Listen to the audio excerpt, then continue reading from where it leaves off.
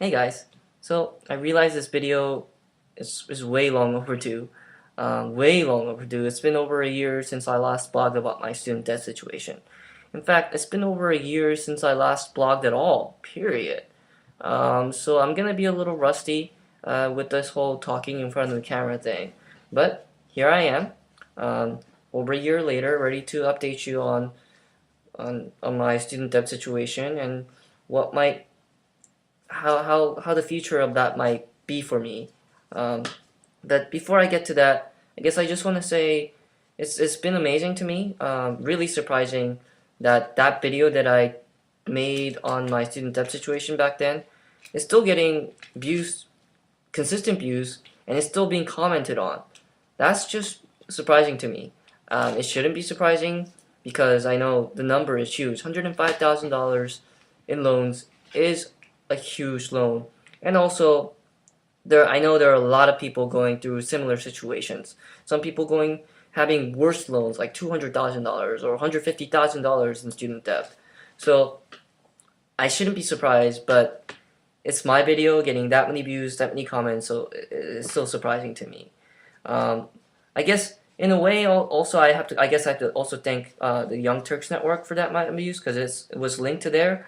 So that's might be how it got so much attention.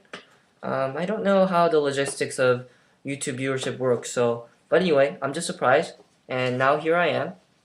So back then I owed CitiBank $105,000.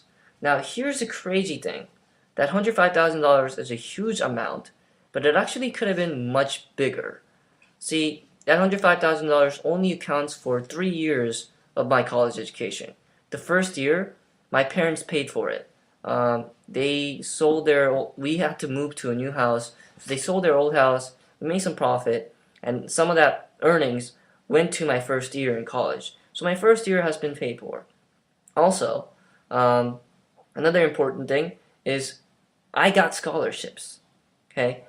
Every year of my college education, I had at least $7,500. I received at least $7,500 in scholarships. Another big thing is after my first year, I decided not to live in a college dorm.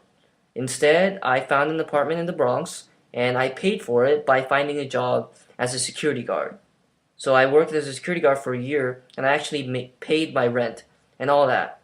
So even with all those deductions, my student loan still ended up to be $105,000, meaning it could have been much larger than 105. If I took all that out, if I didn't receive any scholarships, if I lived in college dorm with a meal plan, if my first year wasn't paid for, that's probably the biggest amount there. I would probably owe CitiBank $200,000. So $105,000 is a lot, but it could have been much larger, and that's the crazy thing. Now, I know there were a lot of comments on the video like, man, you are stupid. You went to NYU for a social work degree. That's a dumb move. Valid point. I'm not gonna argue with the validity of that point there, but that's why I chose to go to NYU. Why I chose social work. That's actually, I feel like that's a topic for a different video for a different time. This video, I guess I'm just gonna focus on my debt situation. So as you can see in the title of the video, I now owe $93,000. Also, I don't owe just CitiBank anymore.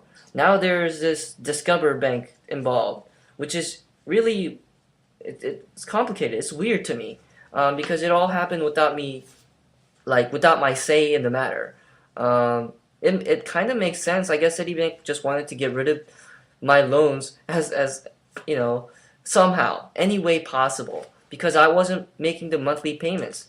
I was unemployed after college, a month after college, and they kept calling me saying, "Hey, you have this much overdue. Can you pay?" And I'm just like, "No, I can't pay. I don't have money. I'm unemployed. I'm trying to find a job right now. What do you expect me to do?" And with private loans like this, they give you a certain amount of days before you default. With Citibank, it's 120 days. So I was at that point like I was 100 days overdue or 110 days overdue. 10 more days and I'd be defaulted. It'd be like the equivalent of like bankruptcy. I don't really know what default actually really means. It hasn't happened yet, thank goodness.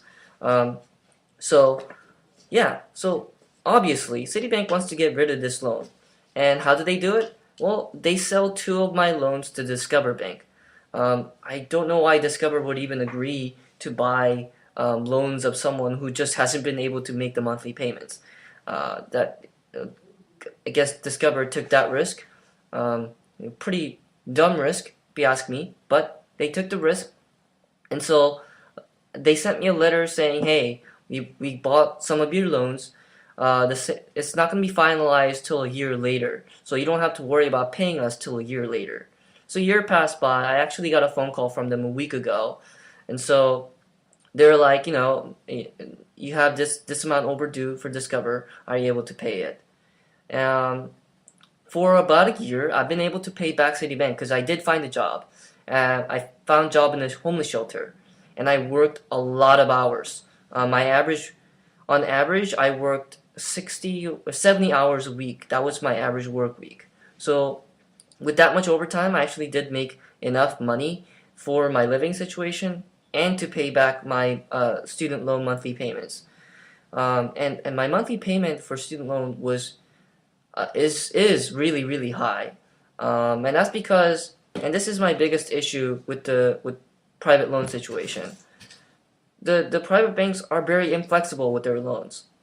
They say, you have to pay this amount back in 10 years, and that's final. You can't change that. There are no refinancing options. There's hardly any forbearance options. Nothing like that. They say you have to pay back in 10 years. That's it. In my opinion, it would be smarter to make it a 15-year plan, higher the interest rate, and so that I can pay about $500 a month. And I could make 500 if that's an easy thing if I had a job. And that would have been easy if, working as a worker in a homeless shelter. But they don't give you that option. So I had to struggle to pay $860 every month to a bank. So that's been the hardest thing, but I've been able to do it. As you can see, I've cut down from, in the course of about a year, my debt went from $105,000 to $93,000. In about a year, I paid back $12,000. Now, $93,000 is still a huge amount, but the fact that I've been able to pay back that much amount in a year is still a big accomplishment to me. Now, currently, I'm actually not quite sure if I'm able to still pull that off, because I no longer work at the homeless shelter. I lost that job, and I've been unemployed for about 3 months now. I recently just found a job, so I don't really know how it's gonna go. But Discover has been really great with me. They seem way more flexible than Citibank. Citibank called me the other day, and I'm just like, no, sorry, I know I have overdue payments, but I can't make it. I just, I lost my job 2 months ago. I can't do it.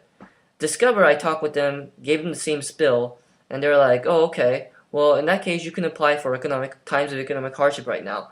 You have 12 months that you could use for forbearance. So if you choose to use about 4 months, you don't have to make any payments until January. So that's where I'm at with Discover right now. I don't have to pay them back until January. That's awesome. That kind of flexibility is all I'm looking for with banks. I know this education, going to NYU for social work, that was, maybe it was a stupid choice. I don't know, but that was my choice. So I know I have to pay back somehow. I do want to pay back. If I don't pay back, I know it's like theft. I took this money, I borrowed the money, I have to pay them back. It's in my conscience to pay them back, and I will if I'm able to. But when I'm not able to, I only ask that you just give me some time. That's really all I need. And in my record, when I had a job at the homeless shelter, I worked my ass off to be able to pay back $868 every month on top of my rent payment, my food expenses, all that. So if I can do it, I will do it. But it's just, so right now, I just recently found a job as a canvasser. Um, working on behalf of the. I don't know if I can actually reveal what I'm doing.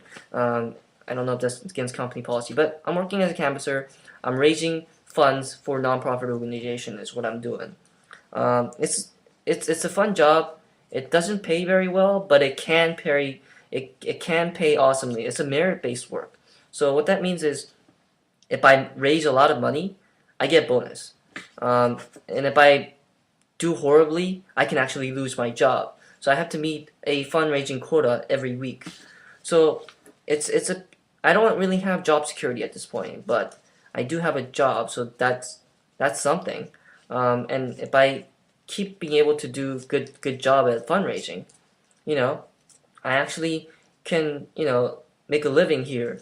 About the loan payments though, I'm not even sure if I'll make enough money to meet the monthly loan payments. The only reason I was able to meet the loan payments, over the course of the past year to now was because I did so much overtime at the homeless shelter. You know, I say on average I did 70 hours a week, but some weeks I did 100 hours. Some weeks I did 110 hours a week. So it's only because I've worked so many hours that I've been able to meet those loan payments. And with this job, it doesn't give me opportunities for overtime. I just have to rely on my fundraising skills to get bonuses, and that's what I have to rely on. But that's my current situation so far. And right now, my CitiBank loan, they're not allowing me forbearance or whatever thing that Discover is letting me do. So, and I think I'm overdue like 60 days or so. I think I'm about 60 days overdue. So I have 60 days to pay back Citibank before I default. So, and that kind of scares me. Default wouldn't affect me that badly because I'm young. I'm still only 25. I don't plan on buying a car or putting down mortgage on the house anytime soon. It wouldn't really affect me too horribly if my credit score just goes down the drain. But it's in my conscience. I have to pay back that money because I borrowed it. It's an obligation of mine, and if that obligation is taken from me, I just feel really bad about it. So that's where I'm at right now, and this is my video. It's been a year since I talked in front of the camera, so I know it's kind of really rusty and just all over the place. But hopefully, yeah, that was it. Later, guys.